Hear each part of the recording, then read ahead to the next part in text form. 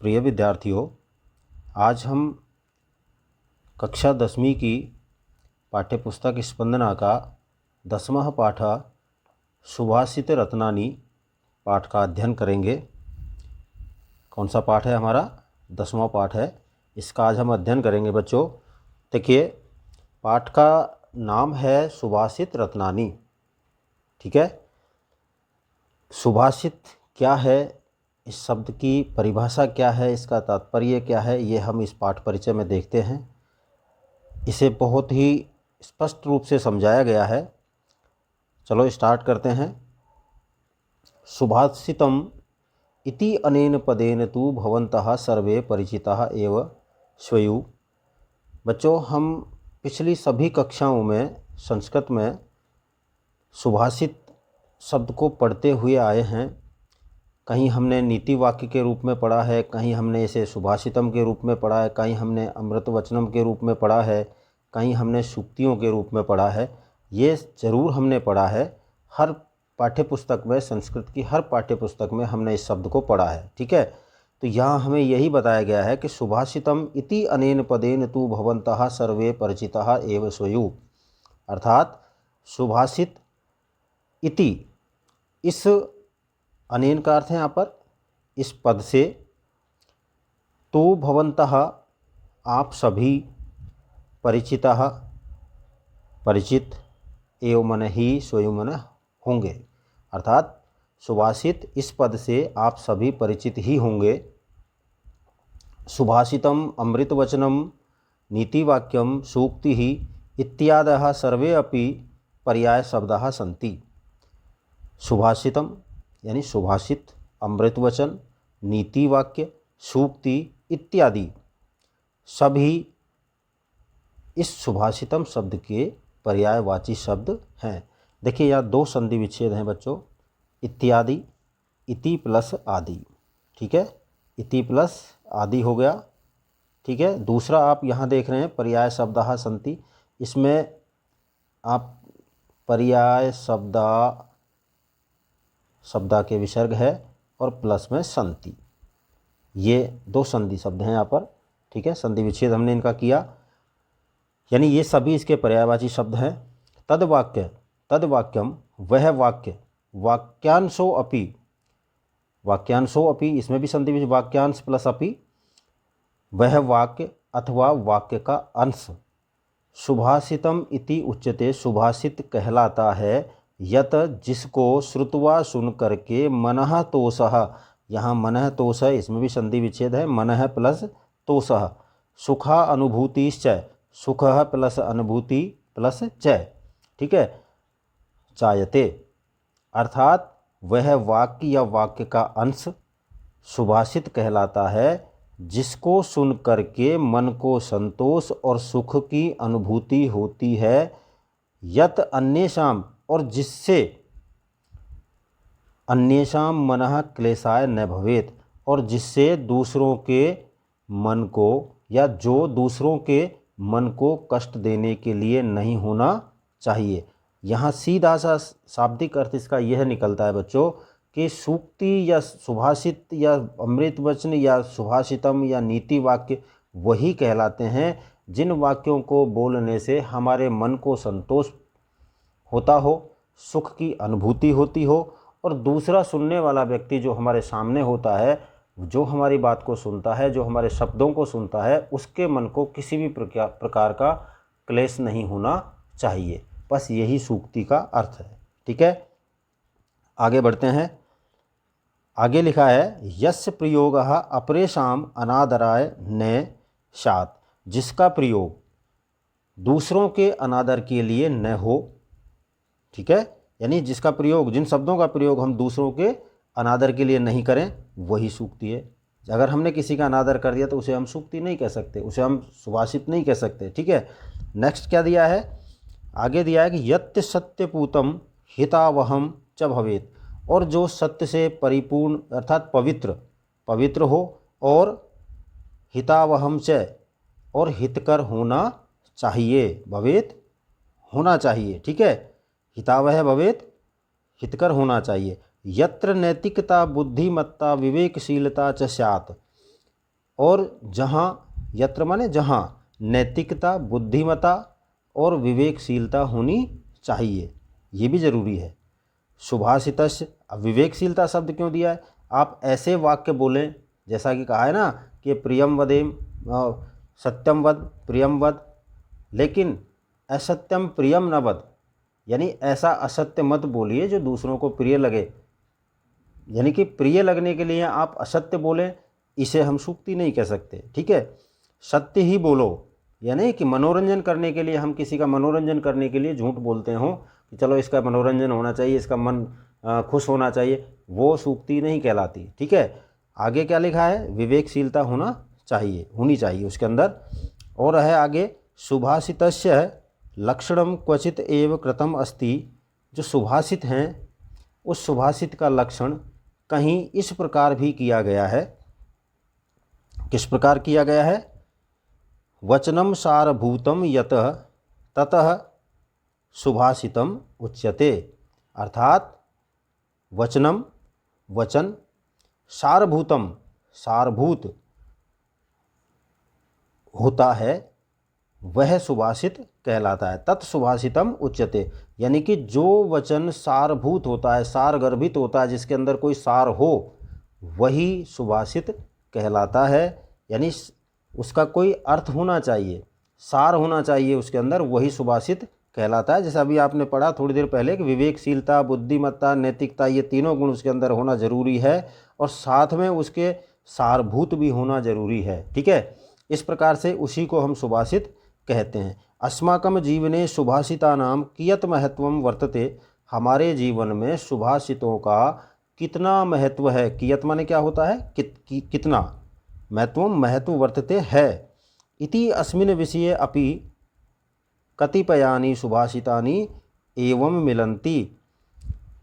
इस विषय में, इति अस्मिन् विषये अपि, इस विषय में, कतिपयानि कुछ, सुभाषितानि सुभाषित, इति अस्मिन् एव मिलन्ति, अर्थात इस प्रकार मिलते हैं।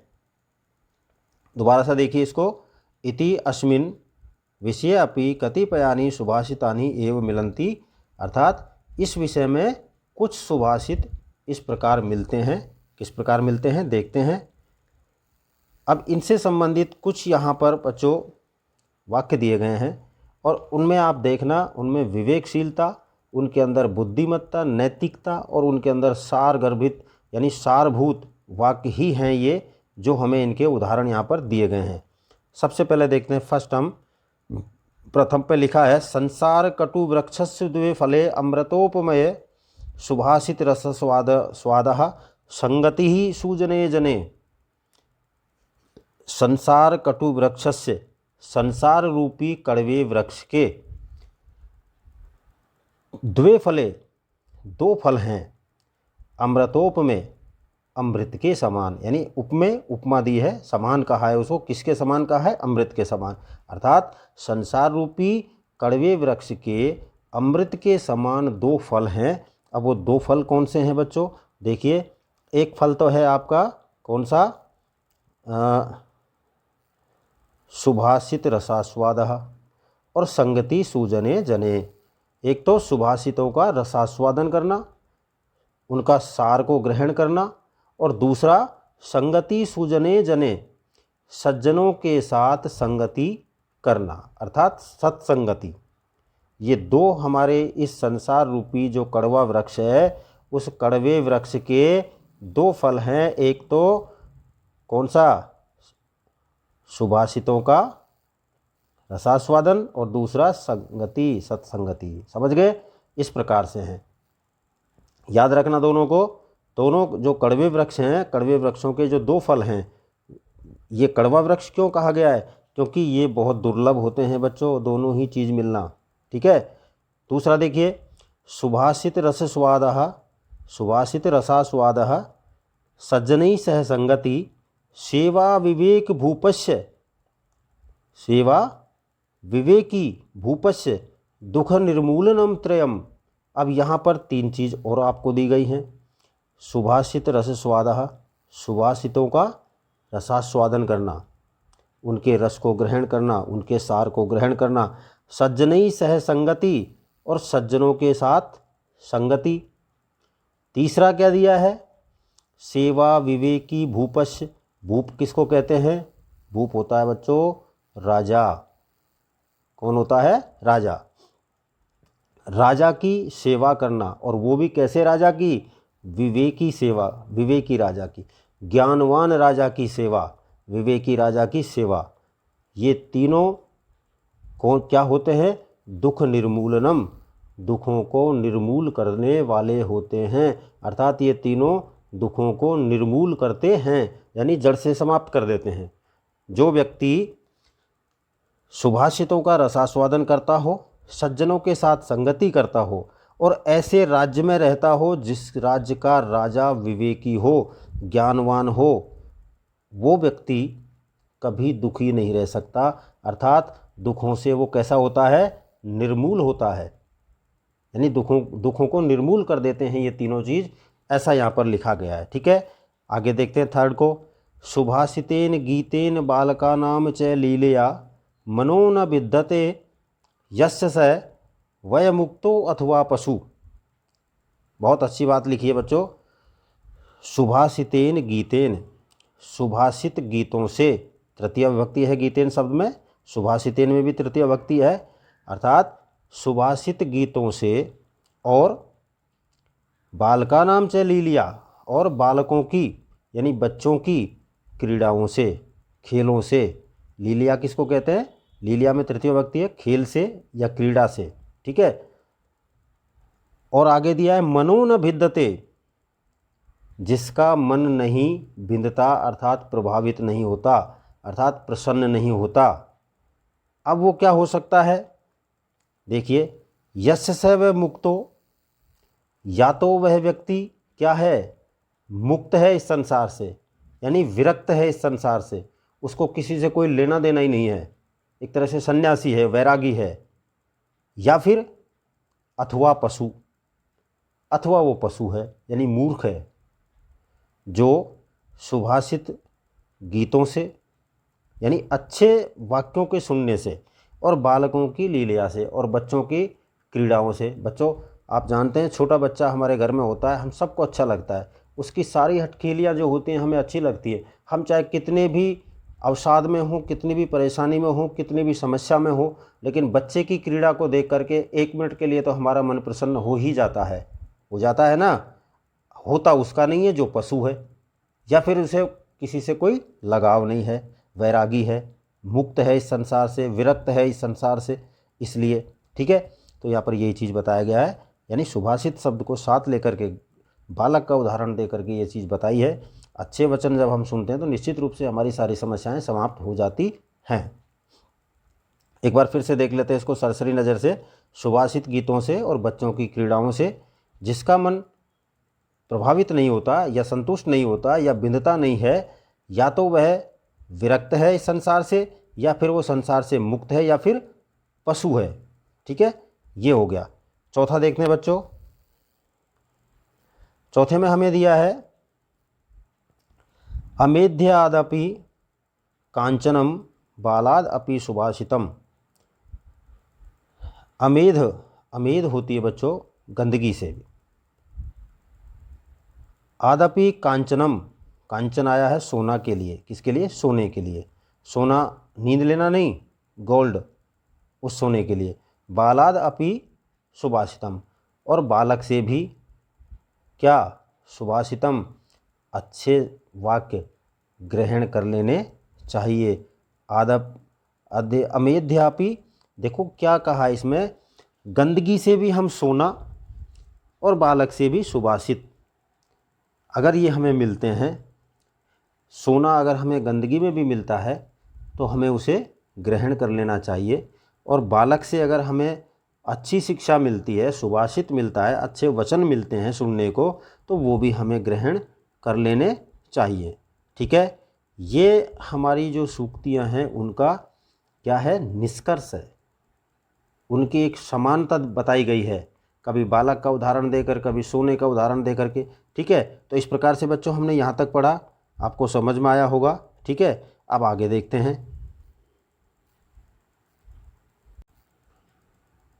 आगे देखते हैं बच्चों। देखिए आगे क्या लिखा है।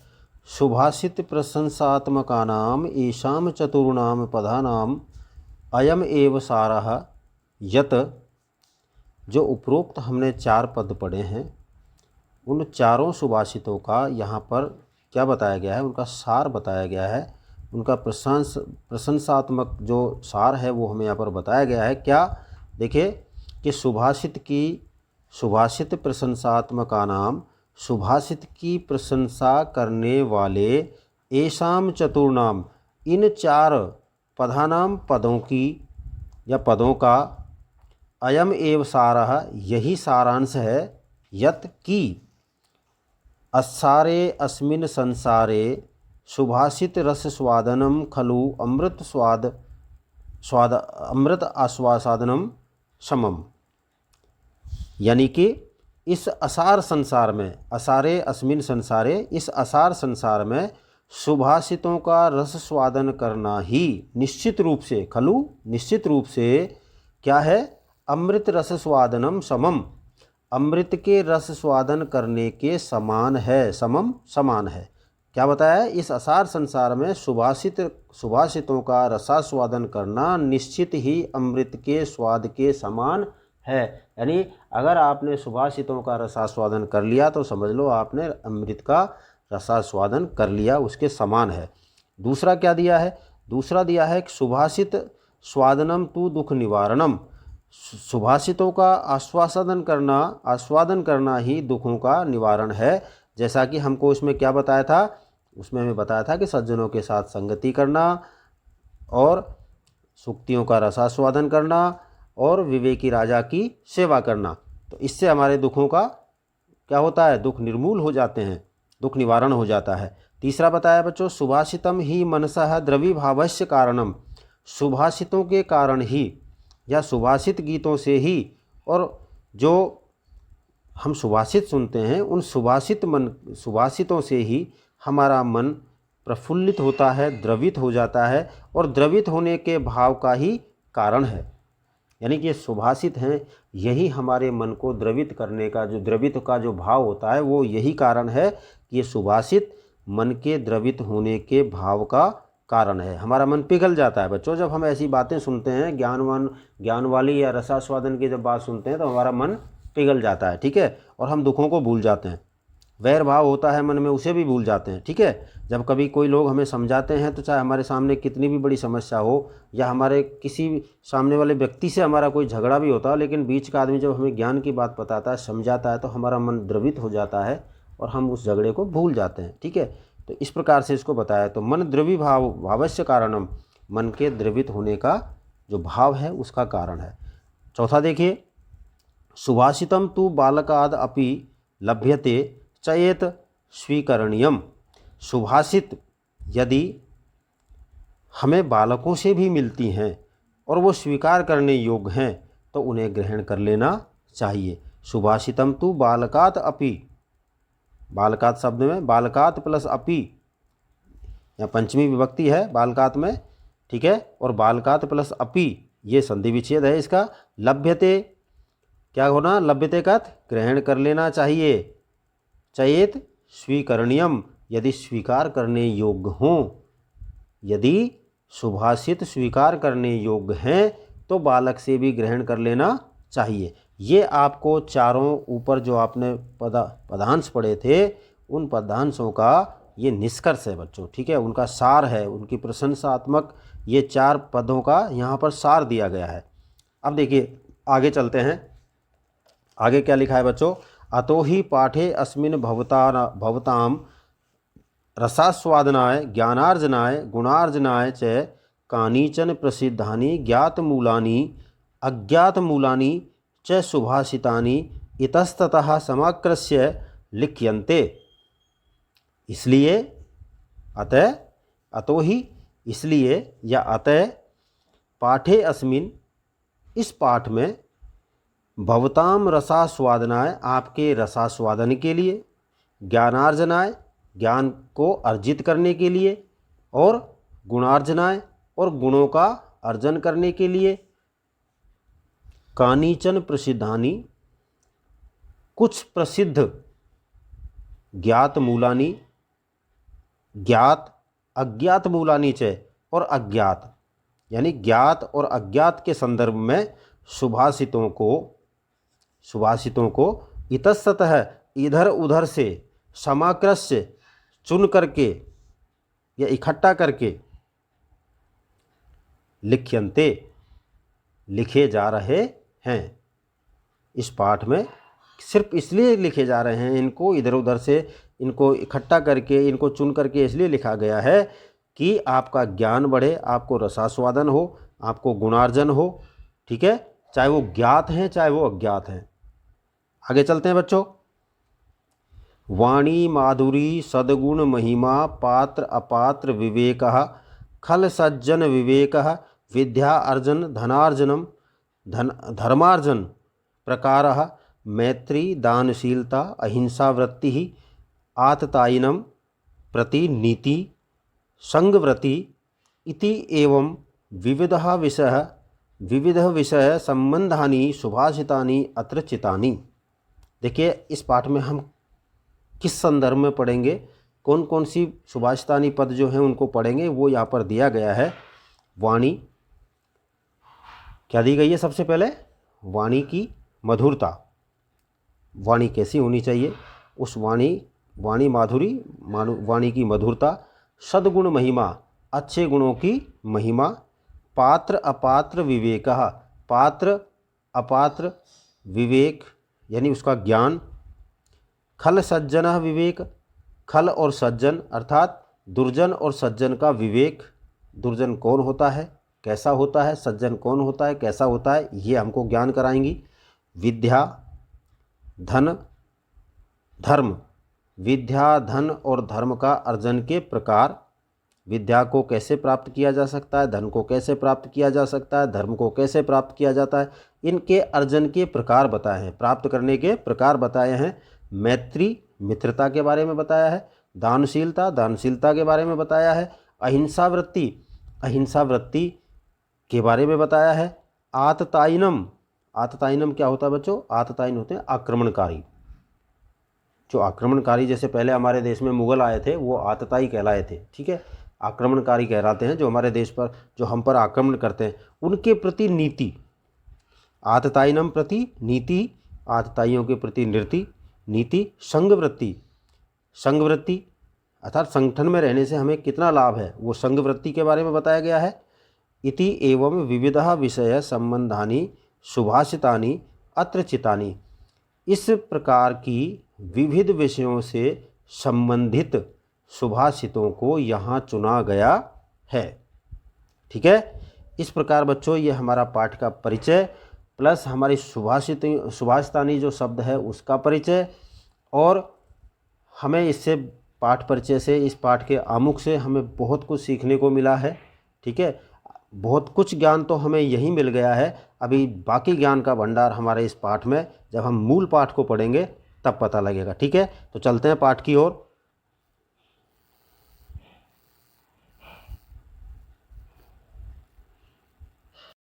बच्चों, कुल हमें इस सुभाषित रत्नानी में 15 सुभाषित दी गई हैं। सबसे पहले हम पहले सुभाषित को देखते हैं। पृथिव्याम त्रीणि रत्नानि जलम अन्नम सुभाषितम मूढ़ै पाषाण खंडेषु रत्न संज्ञा विधीयते। पृथ्वी पर, सबसे पहले इसका अन्वय देख लीजिए आप। अन्वय में क्या होगा बच्चों, हमें इसको इसी प्रकार से थोड़ा सा संस्कृत को सामान्य रूप से लिखना है, यही इसका अन्वय होगा। देखिए क्या अन्वय करना है हमको, इसको मैं आपको बताता हूँ। पृथिव्याम त्रीणि रत्नानि सन्ति जलम अन्नम सुभाषितम, अर्थात जब हम इसका अन्वय करेंगे तो हमें क्या लिखना है, पृथिव्याम त्रीणि रत्नानि सन्ति, बीच में लगा देंगे जलम अन्नम सुभाषितम च। ठीक है, च लगा दिया। मूढ़ै पाषाण खंडेषु रत्न संज्ञा विधीयते, बस यही इसका अन्वय, सीधा है, इसमें ज़्यादा आपको परेशानी है ही नहीं। अर्थ देखते हैं इसका। देखिए कुछ शब्द हैं, पृथिव्याम पृथ्वी पर, त्रीणि माने 3, रत्नानि माने रत्न हैं, वो कौन कौन से हैं? जल, अन्न और सुभाषित, यानी एक तो जल है एक अन्न है। जलम अन्नम, दोनों शब्दों का जब संधि विच्छेद करेंगे तो जलम प्लस अन्नम 2 आएंगे। ठीक है, जल और अन्न, और तीसरा क्या है? सुभाषितम, अर्थात धरती पर या पृथ्वी पर 3 ही रत्न हैं, कौन कौन से? एक तो जल, एक अन्न और एक सुभाषित। लेकिन मूढ़ई किसको कहा गया है? मूर्ख लोगों को। मूर्खों के द्वारा, जो मूर्ख लोग होते हैं, उन मूर्ख लोगों के द्वारा क्या होता है बच्चों? पाषाण खंडेषु रत्न संज्ञा विधीयते। जो पत्थर के जो टुकड़े हैं, अब यहाँ पत्थर से मतलब किसको दिया गया है? जो बहुमूल्य वस्तु होती है, और बहुमूल्य क्या है बच्चों? हीरा। वो हीरे को बहुमूल्य, जो मूर्ख लोग होते हैं वो बहुमूल्य, जैसे हीरा है, हीरा आदि हीरा, पन्ना, जो भी होते हैं बहुमूल्य, उन्हीं को, उनको पत्थर के टुकड़ों को रत्न की संज्ञा देते हैं, या रत्न का नाम दिया जाता है। किसके द्वारा? मूर्खों के द्वारा। लेकिन मूर्खों के द्वारा हीरा आदि पत्थर के टुकड़ों को ही रत्न का नाम दिया जाता है। यह आपका पहला हो गया। दूसरा देखते हैं। दूसरे में लिखा है, प्रिय वाक्य प्रदानेन सर्वे तुष्यन्ति जंतवः तस्मात् तत एव वक्तव्यम वचने का दरिद्रता। अर्थात प्रिय वाक्य बोलने से, अन्वय तो बच्चों सीधा है इसका, आपकी पाठ्यपुस्तक में भी दिया गया है, आप उसको देख सकते हैं, ठीक है। तो उसमें हम ज़्यादा समय नहीं लेंगे, फिर भी मैं आपको एक बार बता देता हूँ कि क्या होगा इसका अन्वय। प्रिय वाक्य प्रदानेन सर्वे जंतवा तुष्यन्ति। सर्वे तुष्यन्ति, जंतव को आप आगे पीछे कर लेंगे, जंतव को पहले ले आएंगे, तुष्यन्ति को बाद में ले जाएंगे, ठीक है। तस्मात् तदा एव, तत् प्लस एव, तदेव है ये। तस्मात् तदेव जो शब्द आपको दिख रहा है यहाँ पर, कौन सा? ये वाला। इसमें 3 पद जुड़े हुए हैं, 3 शब्द हैं, तस्मात्, तद और एव, ठीक है। वक्तव्यम वचने का दरिद्रता। जब हमको पता है कि प्रिय वाक्य बोलने से सभी प्राणी संतुष्ट होते हैं, तो तस्मात् तदेव वक्तव्यम, तो फिर वह प्रियवाणी ही हमको बोलनी चाहिए, वे प्रिय वाक्य ही हमको बोलने चाहिए। वचने का दरिद्रता, वाणी में, अर्थात प्रिय वाणी बोलने में कैसी कंजूसी या कैसी दरिद्रता, ये हमें नहीं करनी चाहिए, ठीक है। यानी प्रिय वाक्य बोलने में हमें कंजूसी नहीं करनी चाहिए, उससे हमारे कोई दरिद्रता नहीं आती है, गरीबी नहीं आती है, ये कहना चाहते हैं इसमें। फिर से देखते हैं एक बार इसको। प्रिय वाणी बोलने से सभी जंतु संतुष्ट होते हैं, मधुर वाणी बोलने से सभी जंतु संतुष्ट होते हैं, इसलिए वह प्रिय वाणी बोलनी चाहिए। क्योंकि बोलने में क्या कंजूसी, क्योंकि लगाना जरूरी नहीं है। प्रिय वाक्य बोलने में कैसी कंजूसी, कैसी दरिद्रता, कैसी कमजोरी नहीं होनी चाहिए, ठीक है बच्चों। ये हो गया। तीसरा देखते हैं।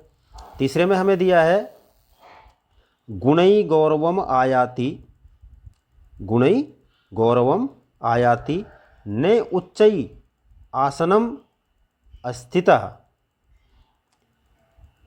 देखिए क्या बोला है यहाँ पर, ये शब्द है, इसको देख लीजिए आप। आसनमा स्थित लिखा हुआ है, ये होगा आसनम स्थितः, ठीक है। गुणै गौरवम आयाति, अर्थात जो गुण होते हैं हमारे अंदर, जो गुण होते हैं ना, उन गुणों से ही मनुष्य में गौरव आता है, वो गौरव को प्राप्त करता है, बड़प्पन मिलता है उसको। किससे? उसके गुणों से। ऊंचे आसन पर बैठने से नहीं। ऊंचे सिंहासन पर हम बैठ जाएं, लेकिन हमारे अंदर गुण नहीं है, तो उससे हमको गौरव नहीं मिल सकता, उससे हमारी महिमा नहीं हो सकती, ठीक है। इसलिए लिखा है कि गुणै गौरवम आयाति न उच्चे आसनम स्थितः प्रासाद शिखरः स्तो अपि काको न गरुड़ायते।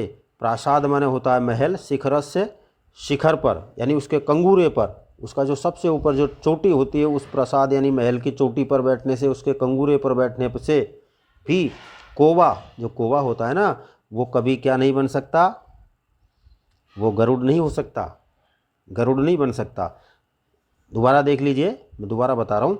मनुष्य गुणों से ही गौरव को प्राप्त करता है, या मनुष्य को गुणों से ही गौरव प्राप्त होते हैं।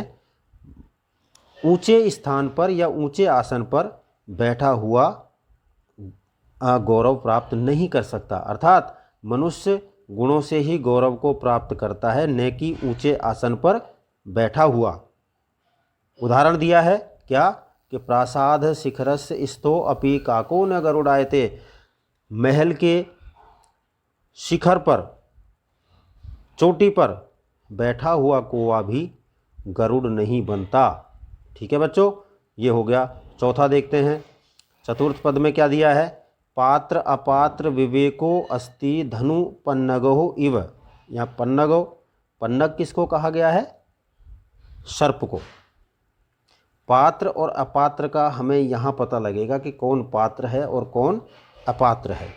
ठीक है, देखिए पात्र और सुपात्र, वो मतलब सुपात्र और कुपात्र, ये कौन होते हैं, इनका हमें पता लगेगा इसमें कि पात्र अपात्र विवेको अस्ति धेनु पन्न गयो इव तृणात् संजायते क्षीरम क्षीरात संजायते विषम।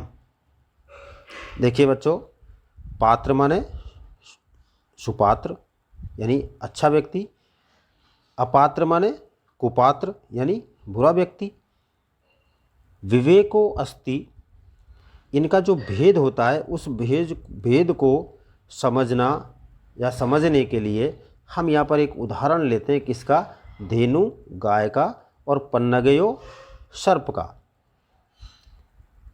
इव माने के समान।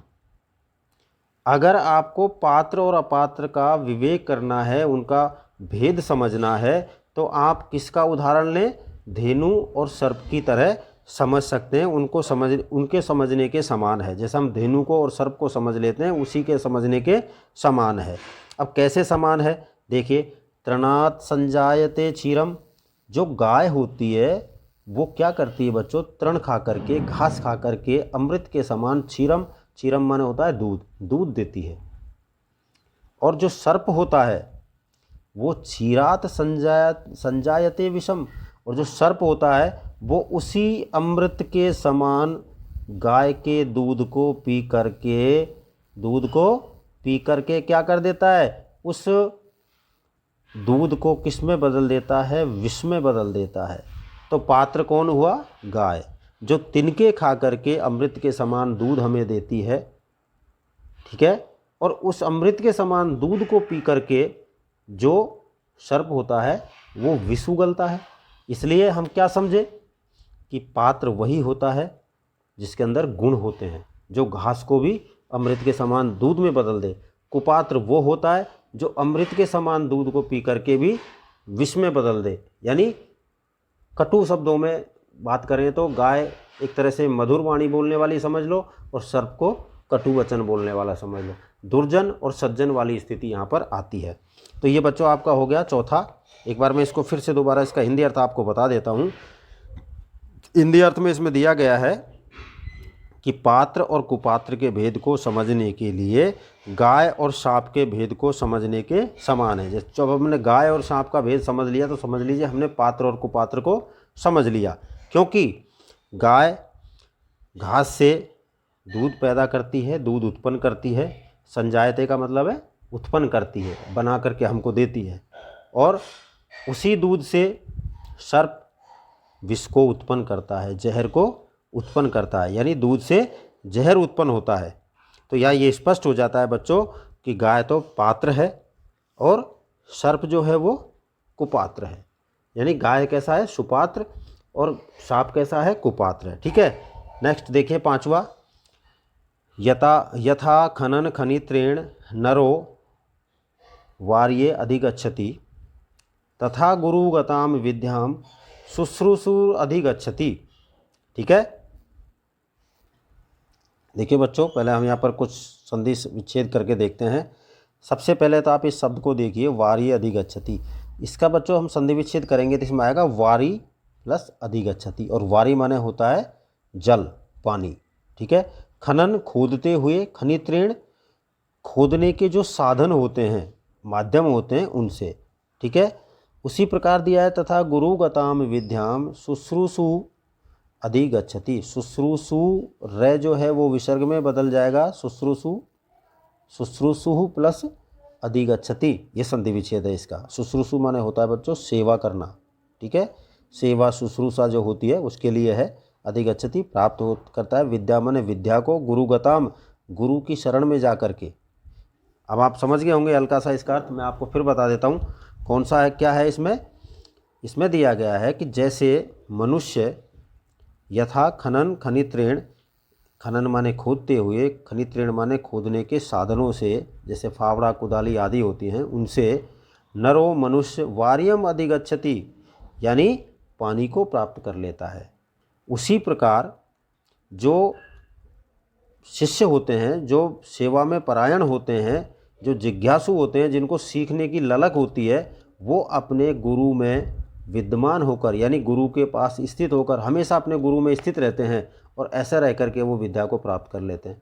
जभी तो बच्चों हम आपसे कहते हैं कि हमेशा अपने गुरु के सानिध्य में रहो, अपने गुरुजन के सानिध्य में रहो, आपको निश्चित रूप से वो सार मिलेगा, जीवन का सार आपको निश्चित रूप से मिलेगा, ज्ञान आपको 101% मिलेगा। ठीक है, देखिए दोबारा देख लेते हैं इसको हम। जैसे मनुष्य खोदने के साधन, जैसे फावड़े कुदाली आदि से खोदता हुआ पानी को प्राप्त कर लेता है, उसी प्रकार से जिज्ञासु और सेवा में लीन यानी सेवा में परायण शिष्य गुरु में विद्यमान होकर विद्या को प्राप्त कर लेता है। ठीक है, आगे चलते हैं छठे पर। अजर अमरावत प्राज्ञो विद्याम अर्थम च चिंतयेत, गृहीत इव केशेषु मृत्युना धर्मम आचरेत। धर्माचरेत, यहाँ पर धर्मम आचरेत संधि विच्छेद करेंगे, धर्मम प्लस आचरेत। बच्चों कोई भी इस दुनिया में अजर और अमर नहीं है, लेकिन फिर भी लोग पता नहीं क्यों धन का संग्रह करते हैं, क्यों धन को इकट्ठा करते हैं। यही हमको यहाँ पर बताया गया है कि अजर अमरावत प्राज्ञो विद्याम अर्थम च चिंतयेत, गृहीत इव केशेषु मृत्युना धर्म आचरेत। देखो कुछ शब्द हैं उनको हम देख लेते हैं। प्राज्ञ शब्द आया है, इसमें होता है विद्वान यानी बुद्धिमान व्यक्ति। अजर अमरवत, अजर और अमर, जो अपने आप को अजर और अमर मानते हुए, व्यक्ति को अपने को अजर और अमर मानते हुए, धर्मम आचरेत, धर्म का आचरण करना चाहिए। अजर जरा रहित, अजर क्या होता है, जरा रहित। ठीक है, यानी जिसको बुढ़ापा नहीं आए, बुढ़ापे से रहित। और अमर कौन सा होता है, जो मृत्यु से रहित हो। चिंतित, विचारना चाहिए या विचार कर लेना चाहिए।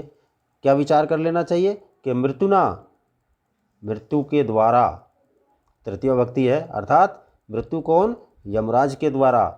केशेषु गृहीत इव, केशेषु गृहीत इव, मृत्यु ने हमारे बालों को पकड़ रखे हैं ऐसा मानकर, इव ऐसा समझकर क्या करना चाहिए, धर्मम आचरेत, धर्म का आचरण करना चाहिए। बच्चों इसका जो सीधा अर्थ है वो इस प्रकार से होगा कि जो ज्ञानवान लोग होते हैं, जो बुद्धिमान होते हैं, जो विद्वान होते हैं, वो विद्वान मनुष्य को स्वयं को अजर और अमर मानकर या मानते हुए विद्या और धन के विषय में सोचना चाहिए। यानी विद्या भी उसे खूब प्राप्त करनी चाहिए, तो विद्या के साथ साथ उसे धन भी खूब प्राप्त करना चाहिए, सोचना चाहिए। ऐसे हर एक मनुष्य को सोचना चाहिए। जो बुद्धिमान व्यक्ति होगा उसे यही है। कुछ लोग आपने देखे होंगे, क्या अरे क्या करना है धन का, क्या करना है पैसे का, साथ थोड़े ही जाएगा। नहीं, साथ नहीं जाएगा, लेकिन जब तक जीवन जिएंगे तब तक हमें धन की भी और विद्या की भी आवश्यकता पड़ेगी। इसलिए लिखा है यहाँ पर कि जो बुद्धिमान लोग होते हैं वो अपने आप को अजर और अमर मानते हुए, बुद्धिमान लोगों को अपने आप को अजर और अमर मानते हुए धन के विषय में, विद्या और धन के विषय में सोचना चाहिए। मौत ने बाल पकड़ रखे हैं, गृहीत इव केशेषु मृत्युना, मौत ने बाल, मृत्यु ने बाल पकड़ रखे हैं, ऐसा सोच करके हमें धर्म का आचरण करना चाहिए। क्या करना चाहिए, ऐसा सोचकर धर्म का आचरण करना चाहिए। ठीक है बच्चों, सातवां देखते हैं। धन धान्य प्रयोगेषु विद्याया संग्रहेषु च आहारे व्यवहारे च त्यक्त लज्ज सुखी भवेत। यहाँ पर कुछ ऐसे काम दिए गए हैं बच्चों जिनके बारे में हमें कभी भी लज्जा नहीं करनी चाहिए, शर्म नहीं करनी चाहिए। अगर वो हमें कहीं से मिलते हैं तो हमें उन्हें प्राप्त कर लेना चाहिए। इसमें शर्म करने की या लज्जा करने की बात नहीं होती। अब वो कौन कौन सी चीज़ हैं उन्हें देख लेते हैं। देखिए सबसे पहले दिया है बच्चों धन, फिर धान्य, प्रयोगेषु विद्याया संग्रहेषु च आहारे व्यवहारे च त्यक्त लज्ज सुखी भवेत्। लज्जा को त्याग दो और सुखी रहो, ऐसा हमको यहाँ पर बताया गया है। क्या बताया, देखिए, धन धान्य से यानी धन और धान्य के प्रयोगेषु आचार विचार में, व्यवहार में, लेन देन में, अर्थात धन और धान्य के लेन देन के व्यवहार में, जो हमारा प्रयोगेषु धन और धान्य का जो हम प्रयोग करते हैं लेने देने का, उस प्रयोग में अर्थात व्यवहार में, और विद्या संग्रहेषु च, और विद्या ग्रहण करने में, यानी विद्या को इकट्ठा करने में। हमें किसी से भी विद्या मिले, चाहे गुरु से मिले, चाहे शिष्य से मिले, चाहे बच्चे से मिले, चाहे बूढ़े से मिले, उसे हमें संग्रहित करना चाहिए। और आहारे व्यवहारे, आहारे भोजन में, और व्यवहारे हमारा जो परस्पर व्यवहार होता है उस पर परस्पर व्यवहार में। त्यज लज्ज त्यक्त लज्ज, लज्जा को त्यागने पर सुखी भवेत्, व्यक्ति सुखी होता है। अगर इन सभी कार्यों में, देखो, लेन देन में हमें किसी तरह की लज्जा नहीं करनी चाहिए, पहली बात। धन धान्य यानी लेन देन में, धन और धान्य का जो लेन देन है उसमें हमें बिल्कुल शर्म नहीं करनी चाहिए। विद्या प्राप्त करने में भी हमें शर्म नहीं करनी चाहिए, चाहे गुरु से मिले चाहे शिष्य से मिले, इसमें भी हमें शर्म नहीं करनी चाहिए। आहार और व्यवहार यानी खाने में अर्थात भोजन में, और हमारा जो आपस का व्यवहार है उसमें भी हमें शर्म नहीं करनी चाहिए। जो व्यक्ति लज्जा को त्याग करके इनमें रहता है, इनका प्रयोग करता है, वह व्यक्ति हमेशा सुखी रहता है। इन सब में लज्जा त्यागने पर मनुष्य सुखी रहता है। ठीक है, आगे देखिए। विद्या विवादाय धनम मदाय शक्ति परेशान परपीड़नाय खलस्य साधोर विपरीतम एतत् ज्ञानाय दानाय च रक्षणाय। यहाँ मूर्ख व्यक्ति यानी दुर्जन और सज्जन के बारे में बताया गया है कि जो सज्जन व्यक्ति होता है, जो परोपकारी व्यक्ति होता है, वो किस प्रकार का होता है, और खलस्य जो मूर्ख व्यक्ति होता है वो किस प्रकार का होता है। यानी अगर उनको कुछ चीज़ें दी जाती हैं तो वो उनका प्रयोग किस रूप में करता है, ये बताया गया है। देखिए, समझते हैं इसको हम। विद्या विवादाय धनम मदाय शक्ति परेशान परपीड़नाय खलस्य साधोर विपरीत, साधो प्लस विपरीत, विपरीतम प्लस एतत्, इसमें संधि विच्छेद है बच्चों।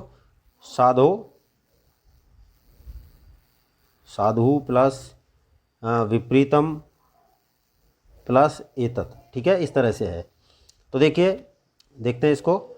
विद्या विवाद के लिए अर्थात झगड़ा करने के, मूर्खों के पास अगर थोड़ा बहुत ज्ञान है तो वो सिर्फ उससे विवाद कर सकते हैं, उससे झगड़ा कर सकते हैं। धनम मदाय, उनके पास थोड़ा बहुत धन होता है, वो मद के लिए होता है, घमंड के लिए होता है। शक्ति होती है शरीर में, तो वो शक्ति परेशान पर पीड़ना है, वो दूसरों को परेशान करने के लिए होती है, पीड़ित करने के लिए होती है। ये खलस्य, ये तो है मूर्ख का। लेकिन जो साधु लोग होते हैं, साधुर विपरीतम एतत्, साधु इसके बिल्कुल, जो सज्जन लोग होते हैं वो इसके बिल्कुल विपरीत होते हैं। विपरीत कैसे, कि उनकी जो विद्या होती है वो ज्ञान के लिए, जो धन होता है वो दान के लिए, और जो शक्ति होती है वो दूसरों की रक्षा के लिए होती है। समझ गए क्या समझाया मैंने आपको इसमें, कि जो मूर्ख व्यक्ति हैं उन मूर्खों के पास अगर विद्या है तो विवाद के लिए यानी बहस करने के लिए, धन है तो मद करने के लिए, घमंड करने के लिए, शक्ति है तो लोगों को परेशान करने के लिए। ये तो हो गया खलों के लिए, ठीक है। और जो साधु होते हैं, जो सज्जन लोग होते हैं, उनका क्या होता है बच्चों, विद्या ज्ञान के लिए, विद्या ज्ञान के लिए, धन दान के लिए, और शक्ति जो होती है वो दूसरों की रक्षा करने के लिए होती है। समझ गए। एक बार सीधा देख लेते हैं। दुर्जनों की जो विद्या होती है वो किसके लिए होती है, विवाद करने के लिए, विवाद के लिए होती है। धन घमंड करने के लिए होता है, तथा शक्ति शक्ति का प्रयोग वो दूसरे लोगों को पीड़ा देने के लिए करते हैं। परंतु सज्जनों की ये सभी बातें बिल्कुल विपरीत होती हैं, इनके जस्ट अपोजिट होती हैं, कि सज्जनों की विद्या ज्ञान के लिए, धन दान के लिए, और शक्ति दूसरों की रक्षा करने के लिए होती हैं। ठीक है बच्चों, आगे देखते हैं। अगला नवा हमारा, खलह सरसप मात्राणि पर छिद्राणि पश्यन्ति, आत्मनो बिल्व मात्राणि पश्यन्न अपि न पश्यति। यहाँ हमें क्या दिया है बच्चों, जो मूर्ख लोग होते हैं वो मूर्ख लोग क्या करते हैं, उनका एक काम होता है दूसरों में कमी निकालना, दूसरों में दोष निकालना, उनकी गलती निकालना, और खुद में चाहे कितना भी दोष हो कभी नहीं मानेंगे। ये समझाया है इसमें। देखिए, खलह सरसप मात्राणी पर छिद्राणी पश्यन्ति। मैं पहले आपको सीधे तरीके से समझाऊंगा इसको कि जो मूर्ख लोग होते हैं वो दूसरे लोगों के सरसों के बीज के समान छोटे से छिद्र को भी देख लेते हैं। यानी दूसरों के अंदर तो उनको अगर सरसों के बराबर छोटा सा भी छिद्र अगर हुआ है उनके, चलो कपड़े का उदाहरण लेके चलते हैं हम, उनके कपड़े में अलग अगर सरसों के बीज के समान छोटा सा छिद्र होता है तो वो उसे भी देख लेते हैं। और खुद के अंदर चाहे बहुत बड़ा बिल हो, बिल के समान चाहे छेद हुआ हो, तो उसे उनको पता होता है कि मेरे अंदर इतना बड़ा छेद है, मेरे जो कपड़ों में इतना बड़ा छेद है, लेकिन उसे देखते हुए भी वो नहीं देखता है। क्यों? वो तो अपना है, हमें तो दोष दूसरे में निकालने, हमारे अंदर तो दोष है ही नहीं। वो तो समझता है इस बात को। तो हम इसको देखते हैं इसको सही तरीके से। खलह सरसप मात्राणी परिछिद्राणी पश्यन्ति। दुर्जन व्यक्ति दूसरों की सरसों के दाने के बराबर अर्थात छोटी छोटी कमियों को देख लेता है सामने वाले व्यक्ति में, परंतु आत्मनो बिल्व मात्राणी, लेकिन अपनी बिल्व फल, यहाँ बिल क्या दिया है, बील का फल होता है कितना मोटा होता है, उस बील के फल के बराबर मोटी गलती भी उसको नज़र नहीं आती। बिल्व जो है वो क्या बताया, बील का पौधा जो होता है उसमें जो बील का फल आता है कितना मोटा होता है, बहुत सारा मोटा होता है। अब सरसों में और बील के फल में देख लो आप कितना अंतर है, सरसों का दाना कितना सा होता है और बील का फल कितना मोटा होता है। तो यही समझाया है कि जो दुर्जन व्यक्ति होते हैं वो दूसरों की सरसों के दाने के बराबर छोटी सी कमी को भी देख लेते हैं, परंतु अपनी बिल्व के फल के समान मोटी गलती भी उन्हें नज़र नहीं आती, जबकि उन्हें पता है कि मेरे अंदर कितनी कमी है, लेकिन अपनी कमी उसे नज़र नहीं आती, दूसरे की कमी नज़र आती है। ठीक है बच्चों, यह हो गया हमारा 9वां। अब देखते हैं 10वां। देखिए बच्चों, शोक आराति परित्राणम प्रीति विश्रम्भ भाजनम केन रत्नम इदम सृष्टम मित्रम इति अक्षरद्वयम।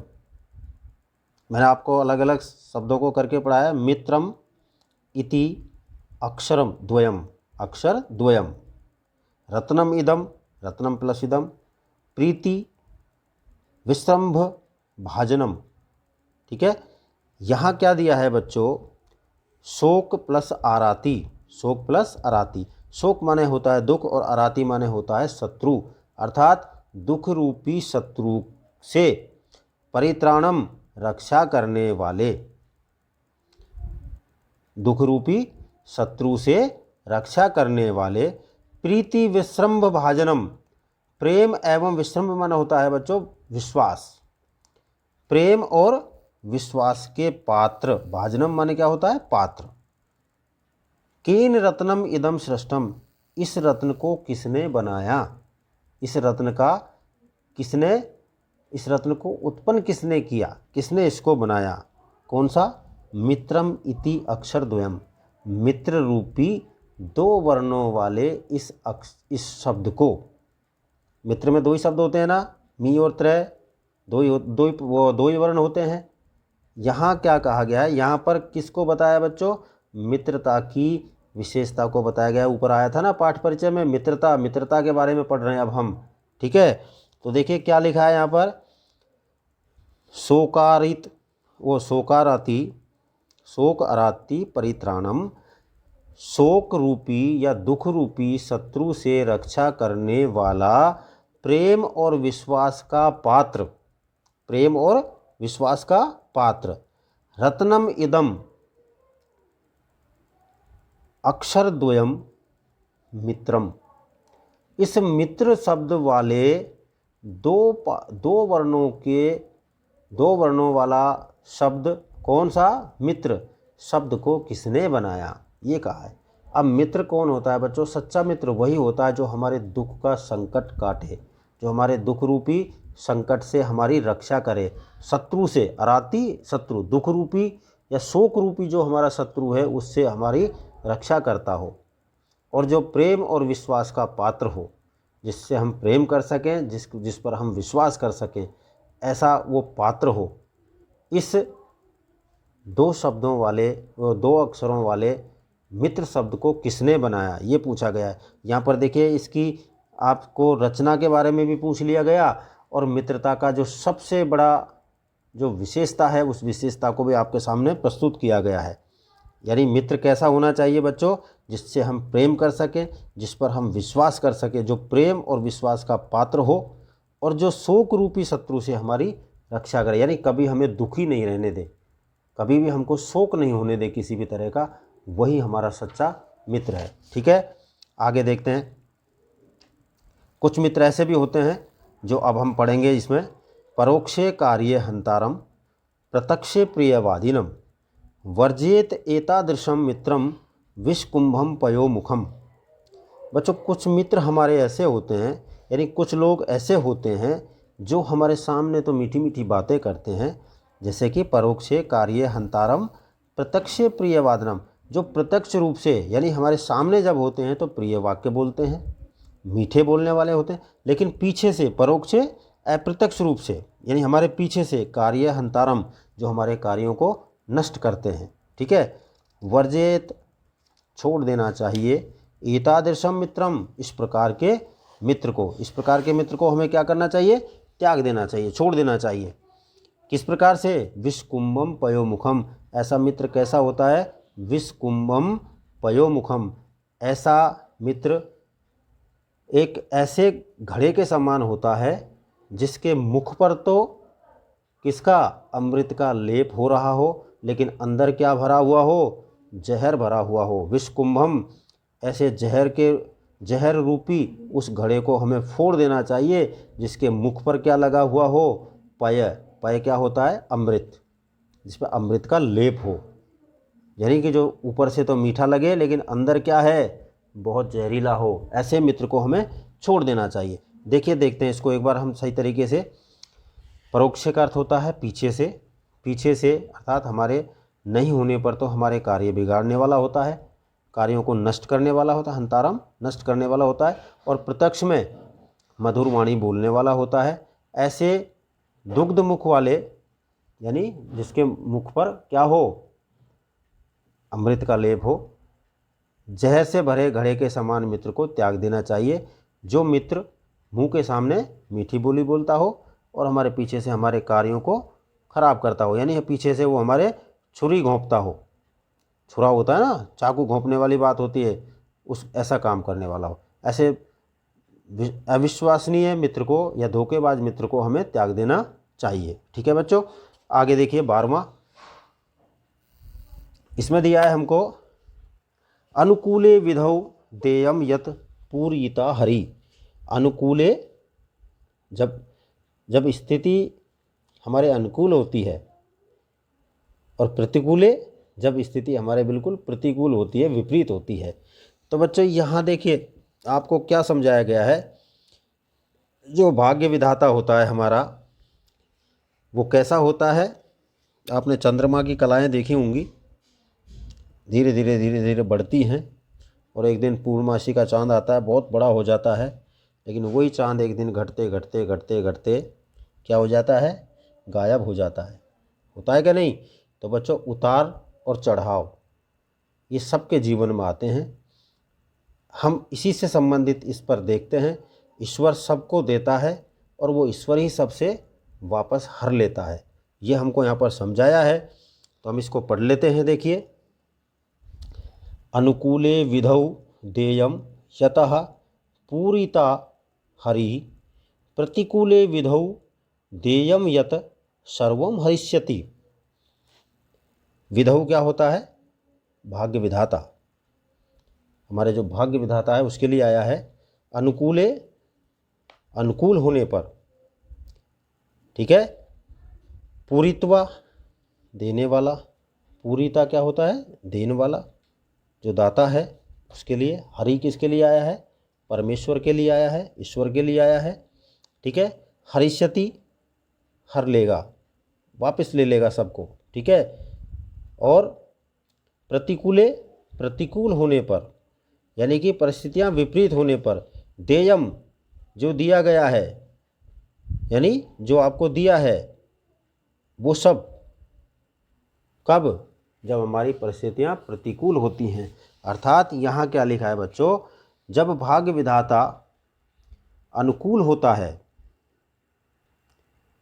तो ईश्वर जो भी देने योग्य है उसे पूरा करता है। जो भी हमें देना होता है उस सब को दे देता है। देयम यत, जो भी देने योग्य होता है, पूरीता हरि, ईश्वर उसे पूरा कर देता है। परंतु प्रतिकूल होने पर, स्थितियां प्रतिकूल होने पर, विधौ, वो विधाता, देयम यत, जो दिया गया है, सर्वम हरिष्यति, सबको हर लेगा। यानी वही ईश्वर, जब हमारी परिस्थितियां अनुकूल होती हैं तो हमें जो भी चाहिए वो सब कुछ दे देता है, लेकिन जब हमारी परिस्थिति प्रतिकूल हो जाती हैं, विपरीत हो जाती हैं, तो जो दिया गया है उस सब को हर लेता है, ठीक है। आपने बहुत सारे ऐसे उदाहरण देखे होंगे कि बहुत सारे लोग एकदम बड़े धनवान हो जाते हैं, बहुत कुछ धन आ जाता है, लेकिन जिस दिन जाना होता है उस दिन सारा मैदान साफ हो जाता है, ठीक है। ये हो गया। आगे देखते हैं अगला 13वां, अहिंसा परमो धर्मः तथा अहिंसा परम तपम तपः अहिंसा परमम सत्यम यतो धर्म प्रवर्तते। यह अहिंसा के बारे में बताया गया बच्चों। अहिंसा परम धर्म, अहिंसा परम तपः, अहिंसा परम धर्म है, अहिंसा ही परम तप है, अहिंसा परम सत्यम और यत धर्मः प्रवर्तते। ये आपको इसका क्या दिया गया है, अन्वय। तो देखिए अब हम इसको पढ़ लेते हैं। यत माने यस्मात, यानी जो कि, क्योंकि, प्रवर्तते आरभते, अर्थात आरंभ होता है, चलता है। तो क्या क्या बताया इसके बारे में देख लेते हैं। अहिंसा परम धर्म है और अहिंसा महान तपस्या है। अहिंसा ही महान तपस्या है, ठीक है। अहिंसा परम सत्यम, अहिंसा परम सत्य है। यत, क्योंकि, धर्म प्रवर्तते, क्योंकि धर्म वही से आरंभ होता है। प्रवर्तते, आरंभ होता है कहाँ से? अहिंसा से। अहिंसा क्या होती है बच्चों? किसी को हिंसा करना ही हिंसा नहीं होती, किसी को मारना ही हिंसा नहीं होती। हम वाणी से भी किसी को दुखी करते हैं, वो ही हिंसा हो जाती है। इसलिए हमें मन, कर्म और वचन से ऐसे कोई भी हम कार्य ना करें जिससे किसी व्यक्ति के मन को दुख पहुंचता हो। अगर हमने किसी व्यक्ति को दुख दिया तो हमसे हिंसा हो गई, उसे हम अहिंसा नहीं कह सकते, ठीक है। ये है इसमें बच्चों क्या क्या है।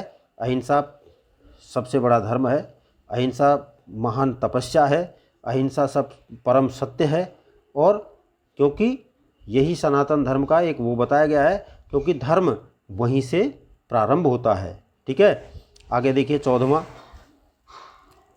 आततायिनम आयांतम हन्यात एव अविचार्यन। अब वही आततायी आगे बच्चों आक्रमणकारी, इसके लिए लिखा है कि आततायिनम आयांतम। आततायिनम का अर्थ होता है जो आक्रमणकारी होते हैं, जो आतंक फैलाते हैं, ठीक है, एक तरह से जो भय फैलाने वाले रहते हैं, ऐसे लोगों को आते हुए, आयंतम आते हुए, हन्यात एव अविचार्यन, बिना विचार किए मार देना चाहिए। हन्यात मार देना चाहिए, किसे? अविचार्यन, बिना विचार किए ही उनको मार देना चाहिए, उनका वध कर देना चाहिए। लेकिन ये तो अहिंसा हो गई, मतलब हिंसा हो गई। नहीं, ऐसा नहीं है, क्योंकि नीचे लिखा है दूसरी लाइन में कि न आतताई वधे दोषो। आतताई यानी जो व्यक्ति आक्रमणकारी है, जो भय फैलाने वाला है, ऐसे लोग को, ऐसे लोगों को मारने पर अहिंसा नहीं होती, वो हिंसा नहीं होती, इनके वध में कोई दोष नहीं है। हंतुर भवति कश्चन, कश्चन माने कोई भी, हंतुम भवति मारने से नहीं होता है क्या? दोषो दोष, दोबारा देख लीजिए इसको। आतताई अर्थात आतंक फैलाने वाले को आते हुए देखते ही या आते हुए को, आतंक फैलाने वाले को तो आते को ही बिना विचार किए मार देना चाहिए, क्योंकि आतताई का वध करने पर मारने वाले को कोई दोष या पाप नहीं लगता है, यानी कोई अपराध उस पर नहीं काम करता है, वो अपराधी नहीं कहलाता है, क्योंकि उसने किसको मारा? एक आतताई को मारा। तो ऐसे को मार देना चाहिए। सीधा सा शाब्दिक अर्थ इसका यही है कि आततायिनम आयांतम हन्यात एव अविचार्यन, आतताई को आते हुए देख करके ही मार देना चाहिए, क्योंकि ऐसे भय फैलाने वाले लोगों को मारने से कोई दोष नहीं होता है, अर्थात कोई अपराध नहीं होता है। 15वां देखिए बच्चों, लास्ट क्या दिया है इसमें? गोपाल सांगिकः कृष्णः रामो वानर सांगिकः सद्भिक्षु सांगिको बुद्धः महात्मनो ही सांगिका। कुछ शब्द हैं, उनके अर्थ देख लेते हैं बच्चों। सांगिक का अर्थ होता है क्या? सांगिक कहा गया यहाँ पर जो संबंध रखने वाले, जिनसे हमारा संबंध होता है। तो भगवान श्री कृष्ण का संबंध किससे था? गायों से। राम का संबंध किससे था? वानरों से। वानर सांगिक, वानरों से संबंध था। सद्भिक्षु सांगिको, जो भिक्षुक थे, जो भिक्षु होते थे बौद्ध धर्म के, उनका संबंध किससे था? गौतम बुद्ध से। तो जो महात्मनों ही सांगिक, जो महान लोग होते हैं वो हमेशा किस में रहते हैं? संग में रहते हैं, सहभाव से रहते हैं, साहचर्य के भाव से रहते हैं। यही इसमें समझाया गया है। इसका हिंदी अर्थ देख लेते हैं एक बार। भगवान कृष्ण ग्वालों के संग से संबंध रखते थे, वो रखते हैं। राम वानरों के संग से संबद्ध हैं, जुड़े हुए हैं। बुद्ध भिक्षुओं के संग से संबद्ध हैं। और क्योंकि लास्ट में क्या दिया है? महात्मानो ही सांगिक, जो महान पुरुष होते हैं, महान आत्माएं होती हैं, वो लोग सदैव संग प्रिय ही होते हैं। कैसे होते हैं? सांगिका, संग प्रिय होते हैं। शाब्दिक अर्थ बच्चों इसका ये आएगा, मैं आपको फिर बता देता हूँ एक बार। यहाँ इस प्रकार से कहा गया है कि जिन लोगों का शुरू से ही सहचर्य का भाव होता है, साहचर्य का भाव जिनके अंदर होता है, वो निश्चित रूप से हमेशा संग में ही रहना पसंद करते हैं। जैसे यहाँ पर श्री कृष्ण का उदाहरण दिया है, वो हमेशा ग्वालों से घिरे हुए रहते थे, ग्वाल और गोपिकाओं से घिरे रहते थे, गायों से घिरे रहते थे।